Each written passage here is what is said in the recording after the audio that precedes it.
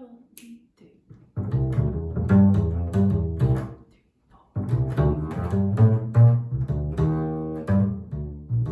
Hello, my name is Katie Ernst and I am the bass player in the Jazz Links Jam Session House Band, and I'm talking to you from my apartment, and I'm going to talk to you today about some things about the bass. So I've had a chance to work with a ton of great young bass players and beginning bass players as a member of the Jazz Links House Band, and I've seen great bass players start as very beginning young people and grow into these amazing professional musicians. And one of the things that I've noticed about the beginning bass player is that it can be really hard when you're just starting out to play the bass in a jazz setting that's in tune, in time, and sounds like jazz. So today we're going to focus on one very small part of the bass that will really be helpful for people that are just starting on this instrument, or if you're transitioning over from electric bass or guitar to this double bass. This position we're going to look at is called half position in some methods, but it's just the very first place that you can play on the bass. Put your fingers down.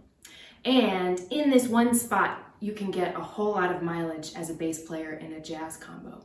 So I'm going to teach you today how to play an F major scale, 1 octave, B flat major scale, 1 octave, some chord arpeggios, all in this space here, and also some melodies that come right out of the jazz tradition, all without having to leave this home base right here of half position.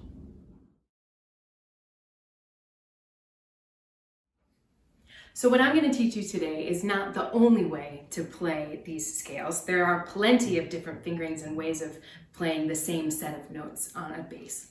And it might not even be the best way to play it, depending on what you're practicing or what song you're working on. But what it will show you is something that is efficient and will help you to sound in tune and help you play in time, because you're not wasting a lot of energy on unnecessary movements. So as you are figuring out songs for your jazz band or working on a song with a group of friends in a combo, and you're trying to figure out how to play it on the bass, think about, is this an efficient way of playing? Are you working too hard? Are you moving your hands more than you need to? And does the path that you're picking help you to sound good? So do you like the sound that you're getting, or is it really muddy, or is it hard to re-articulate everything with one hand? So think about efficiency and sound when you're figuring out how to play something on the bass.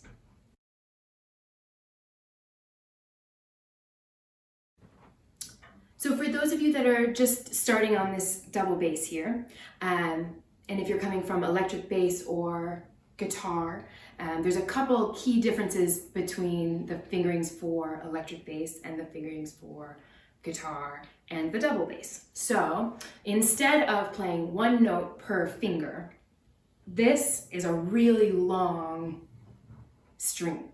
So in order to play a half step, the smallest interval, we have a lot of space to cover as double bass players because it's so long.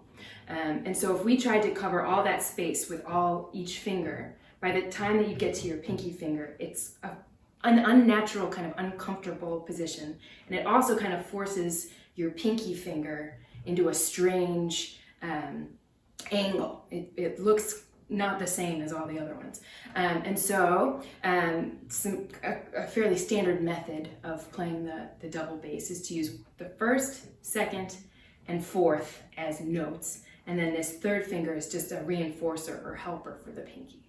So I'm gonna play 3 notes for you, each using the first, second, and fourth. This is F, F sharp or G flat, and G. So it's 3 half steps all within these 4 fingers.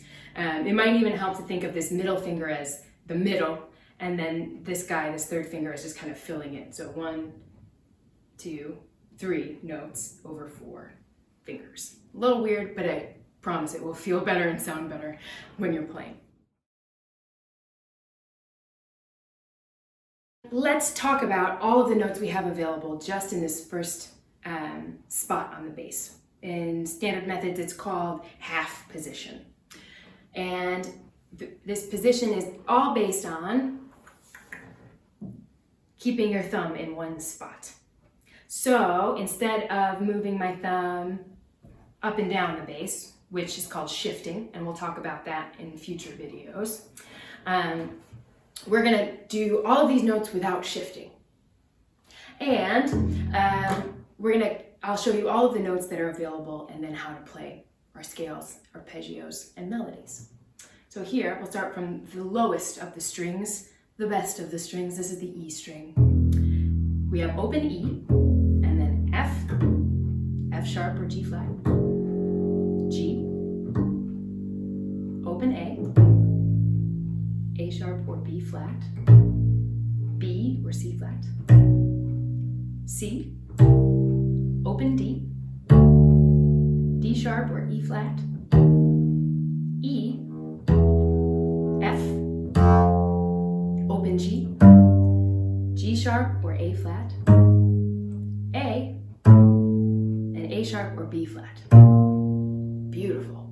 If you are just starting out right now on the double bass, rewind and play through that 15 times and just start to develop a sense of each finger and what the note name is and where they are on each string. That will get you set up for such quick success. I'll give you a chance to rewind now. Perfect. Okay, so that you played it 15 times, and those are all the notes available to you in this one position. Now for the grand trick. This is how you play an F major scale super efficiently, all in half position. We're going to play F with first finger on the E string, the lowest F we have, and then we'll go from there. So here we go. We're going to play F, G with 4, open A, B flat with 1, C with 4, open D with no fingers, E, 2, F, 4. So that's, it was slow, but it's that major scale is that do, re, mi, fa, sol, la, ti, do kind of sounding scale. So, and then going back down, we've got fourth finger F, second finger E, open D, fourth finger C, B flat 1, open A, G, 4, and then F with 1. Let's play it together now. Grab your bass and we'll do it together. 1, 2, 3, 4. G, A, B flat, C, D, E, F, back down, E, D, C, B flat, A, G, and F.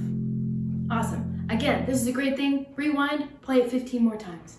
You really want to build your sense of the name of the note, what finger you're playing with it, and how it feels to play it. As jazz bass players, we are playing so many notes all of the time, and having quick recall of where each note is and what it's called is really, really helpful. So, lightning round, I'm going to show you one more major scale. It's the exact same fingering pattern, but we're just going to start one string up. So it should sink in even faster. This is the B flat major scale. So it's, again, the same fingering as the F major scale, but in B flat.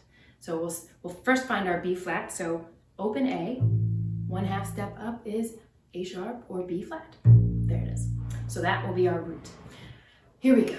So first finger B flat, C with 4, open D, E flat with 1, F with 4, open G, A natural with 2, 2, and then B flat with 4. Ta-da! So F major scale, B flat major scale, very similar. Descending B flat major scale, same as the F descending. So 4, 1 for A, open G, 4 for F, E flat with 1, open D, C with 4, and B flat with 1. Cool. You can play that super slow. You can play it super fast. A lot of jazz tunes involve a lot of notes and scales that are all right within this position right here. Great job. Okay, so there's more than just scales, there's also arpeggios. If you're just starting to get into how jazz music works and reading chord symbols, playing the bass can be really useful. So I'll show you a few root position arpeggios of some common chords in jazz, just to get you started, and then you can take this and run with it from here. But the dominant 7th chord, like an F7, is the first chord in a blues. It's a chord that we see in all kinds of jazz music. And what it means is it's a major scale, but on the 7th scale degree, we knock it down a half step. They call it the lowered 7th or the flat 7. And this is what the F7 looks like in half position on the bass. We'll start with F, which is first finger on the E string, A, which is open string, C for 4th finger. Our flat 7 is the E flat. And then we also have another F, so 4th finger. And we have another A, which is 2nd finger on the G string. So all the notes of the F7 chord we can access in this position. F, A, C, E flat, F, A, F, E flat, C, A, F. Delightful. And we can do that same thing with a B flat 7 chord. So if B flat is our root, the first finger on the A string, we've got B flat, D, F. Our flat 7 is A flat on the G string, B flat, D, F, A flat. We also have another B flat, 4th finger up here on the G string, B flat, D, F, A flat, B flat, A flat, F, D, B flat. Ooh, and we also have another F down there. So all the notes of B flat 7 in half position. This stuff is the foundation of walking bass lines, good solos, understanding your instrument. It's all really great stuff, and these are things you can think through and work on even when you can't rehearse with the band. So this is a great time to be working on this stuff.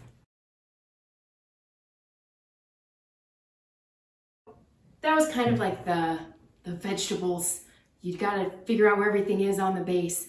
But now I'm gonna show you some perhaps more enticing melodic things that you can also play all within this one position. We did not move our thumb one time. So I'm going to show you a few examples of great jazz melody phrases that you can play, boom, right in this position. You don't have to know anything else about the bass, but you can start to sound like you're playing jazz music, even in this one spot.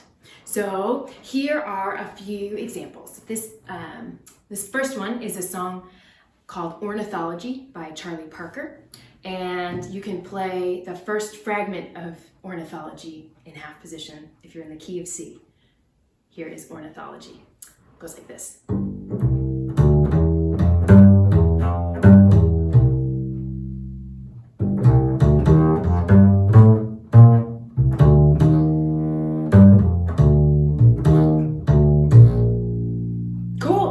I'll play it one more time, and I'll count you off, so see if you can pick it up too. I'm just all in half position, and I'm starting on G on the E string. 1, 2, 1, 2, 3, 4, and 1, 2, 3, 4.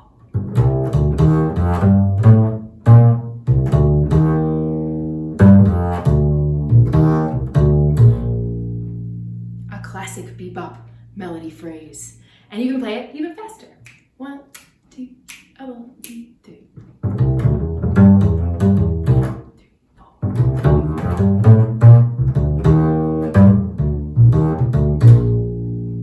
You don't even have to shift and you can sound just like Charlie Parker. Another great Charlie Parker melody is called Cool Blues. And if you play it in the key of B flat, it lives in half position here, and it sounds like this. 3,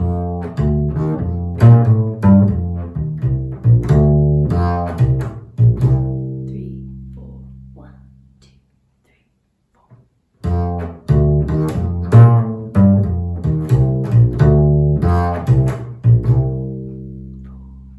I'll play it one more time. 1, 2, 3, 4.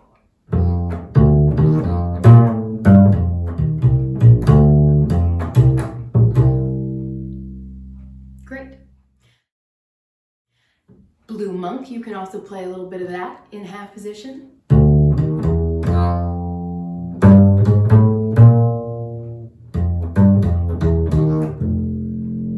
And for the next bit, you'd have to shift, so that's as much as you get. And Billie's Bounce, you can play that in F. Let's see.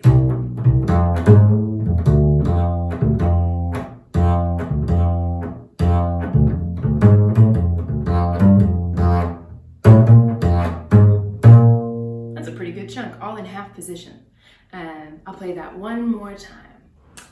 Starting on C, which is 4th finger on the A string. 1, 2, 3, and 4.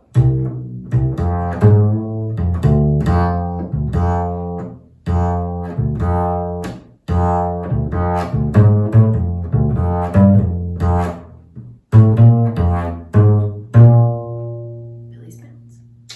Now again, these are all little just chunks of classic jazz melodies that you can use in all kinds of songs, in all kinds of keys, at all kinds of tempos. The important thing is that you're learning how to play this vocabulary and this style on your instrument in places that you're familiar with right now.